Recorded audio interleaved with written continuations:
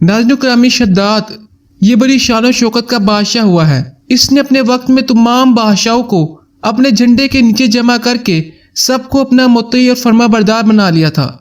इसने पैगंबरों की जुबान से जन्नत का जिक्र सुनकर बराए सरकशी दुनिया में एक जन्नत बनाना चाहिए और इस इरादे से एक बहुत बड़ा शहर बनाया जिसके महल सोने चांदी की ईंटों से तामीर किए गए और कुव्वतदार सतून इन इमारतों में नस्ब किए गए और ऐसे ही फर्श मकानों में भी बनाए गए। संगरेजों की जगह अबदार मोती बिछाए गए।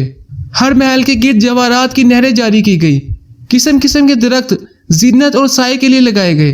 अलगर्ज उस सरकश ने अपने ख्याल से जन्नत की तमाम चीज़ें और हर किस्म की ऐशो इशरत का सामान इस शहर में जमा कर दिए। जब शहर मुकम्मल हुआ तो शद्दाद बादशाह अपनी सल्तनत के साथ इसकी तरफ रवाना हुआ। जब एक मंजिल का फासला बाकी रह गया तो आसमान से एक होलनाक आवाज़ आई जिससे अल्लाह ताला ने शद्दाद और इसके तमाम साथियों को हलाक कर दिया और वो अपनी बनवाई हुई जन्नत को देख भी न सका। हज़रत अमीर मुआविया रज़ी अल्लाह ताला अन्हा के दौर में हज़रत अब्दुल्ला बिन कलाबा अपने गुमशुदा ऊँट को तलाश करते हुए सहराए अदन से गुजरकर इस शहर में पहुंचे और इसकी तमाम जीनतों और आयशों को देखा, मगर वहाँ कोई रहने बसने वाला इंसान नहीं मिला और ये थोड़े से जवाहरात वहाँ से लेकर चले आए।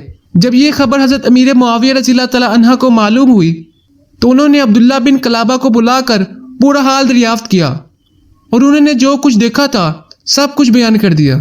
फिर हज़रत अमीर मुआविया रज़ी अल्लाह ताला अन्हा ने काबे अहबार रज़ी अल्लाह ताला अन्हा को बुलाकर दरियाफ्त किया कि क्या दुनिया में कोई ऐसा शहर मौजूद है? तो उन्होंने फरमाया हाँ, जिसका जिक्र कुरान मजीद में भी आया है। यह शहर शद्दाद बिन आद ने बनाया था, लेकिन ये सब अज़ाब इलाही से हलाक हो गए और इस कौम में से कोई आदमी बाकी भी न रहा।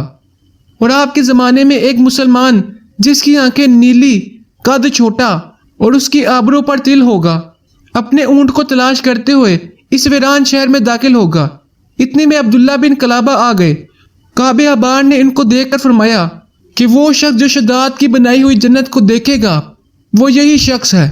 अल्लाह ताला ने कौम आद और दूसरी सरकश कौम का हाल बयान करते हुए कुरान मजीद में इरशाद फरमाया है, क्या तुमने ना देखा तुम्हारे रब ने आद के साथ क्या किया? वो इरम हद से ज्यादा तूल वाले कि इन जैसा शहर में पैदा ना हुआ, और समूद जिन्होंने वादी में पत्थर की चट्टानें काटी, और फिरौन के चुमेका करता जिन्होंने शहरों में सरकशी की, फिर इनमें बहुत फसाद फैलाया, तो इन पर तुम्हारे रब ने अजाब का कोड़ा बकोत मारा। नज़र ग्रामी, अल्लाह ताला बंदों की सरकशी और तकब्बुर को बेहद नापसंद फरमाता है।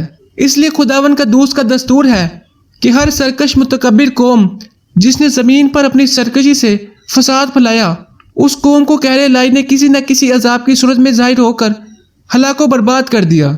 शद्दाद और कौम आद के दूसरे अफराद सब अपनी सरकशी और तकब्बुर की वजह से खुदा के मकबूत ठहरे, और जब इन लोगों का तमर्रुद और जुल्म इस दर्जे बढ़ गया कि रोए ज़मीन का ज़रा ज़रा इनके गुनाहों और बदअमाली से बुलबुला उठा, तो खुदावन कहरो जब्बार के अजाबों ने इन सब सरकशों और जालमों को तबाह बर्बाद करके सफ़ा हस्ती से हरफ़े गलत की तरह मिटा दिया।